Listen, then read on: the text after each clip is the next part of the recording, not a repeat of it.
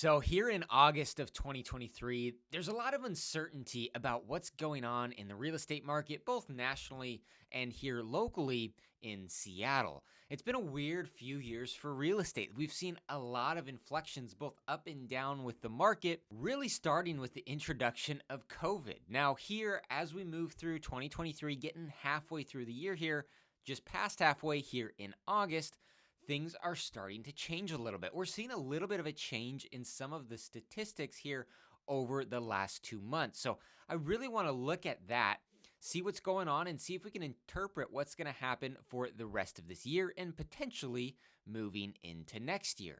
As always, I'm Bryce Greenleaf, local real estate agent here in the Seattle area. So many of you have reached out to me here from YouTube over the years when you're looking to purchase a home. So if you're looking to relocate to the Seattle area, or you already live here and you're looking to buy a home, feel free to reach out. I'd be more than happy to help you. So one of the most common things that people look at right now are the mortgage rates and what's happening with interest rates, because this affects a lot of people's decision on whether they're going to buy a home right now or whether they can just afford to buy a home right now. So you can see here, this is a great resource to track mortgage rates. It's Mortgage Rates Daily. You can see we're still hovering right around 7%. We took a dip and then we went back up, taking another dip. It's going back and forth a little bit here over the last few months, but we are still hovering right around that 7% mark. Now, on last month's video, we talked about how despite these rates being where they are, there was still a lot of competition going on in homes, and there's plenty of homes going with 2 to 5 offers on them as soon as they hit the market. Now, I want to take a look at the numbers and see if that trend is still continuing here over the last month. So let's take a look at median home prices for both King and Snohomish County here. Starting off with King County here, you can see we actually had a drop in home prices over the last month. Median home prices in King County in June were $940,000, and then in July they dropped to $900,000. Looking at Snohomish County, we can see a similar trend. They didn't drop as much, but they went from $760,000 to $750,000. So maybe just plateauing a little bit more here in Snohomish County, but certainly the home prices have not been going up over the last couple of months. Now, part of this is going to be what we see on a seasonality change. As we are getting towards the end of the summer here, people are slowing down on their home buying plans. They're getting settled going into the school year. As we're going to be going into the holiday season in a few months, this is really when that fall season kind of starts to shift a little bit. Now, let's look at the next stat, number of sales in a particular month. Here in King County, you can see we went from about 1,900.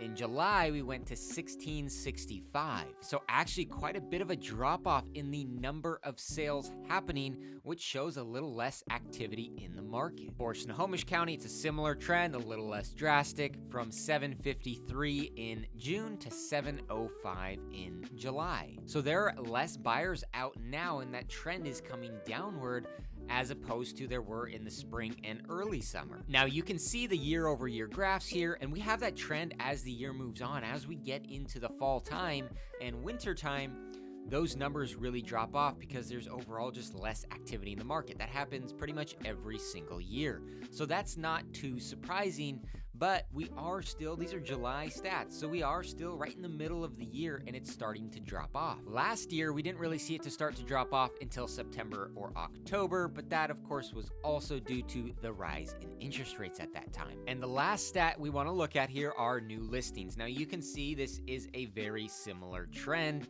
as to the number of sales. So with new listings in King County, we went from about 2,500 in June to about 2,200 in July. A similar trend for Snohomish County from about 989 in June to 914 in July. So overall, with all three of these stats, all three of these categories, we see a drop off in the amount of activity in the market. And because of that, we are seeing a bit of a change in those median home prices because there are not as many bidding wars. And we're seeing this in real life application as well, that when our clients, my clients are going and interested in homes and thinking about making an offer, there's a lot of homes that are not getting multiple offers. There's a number of homes that are sitting for a few weeks at a time, a couple months at a time. So this is providing some more opportunity for buyers in the market where you can go back in and potentially negotiate to get that price down or to have the seller contribute some funds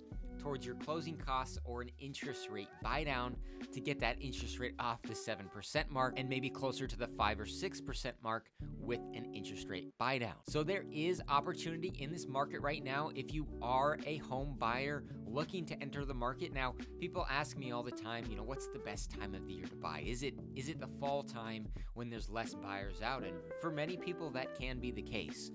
The flip side to buying in the fall time is you're going to have less inventory. We saw the new listings stat where King County had about 300 less listings hit the market in July than it did in June, and Snohomish County had about 75 less listings hit the market in July than it did June. So you're going to have less options as we get later and later into the year, but with the options you do have, you may have more leverage and negotiating power without having to compete against multiple other buyers. Now, if you're a home seller and you're planning to sell your home sometime here in the second half of this year, this just shows you the importance of really making sure your house is ready to go. The days of just throwing any home on the market and it'll sell just like that, those days are over. Now, unless it's an extremely desirable home for some reason, a lot of homes may get 1 or 2 or 3 offers in that first week. There's a lot of homes still selling in that first week. So let's not confuse this and say, oh, it's just a strong buyer's market.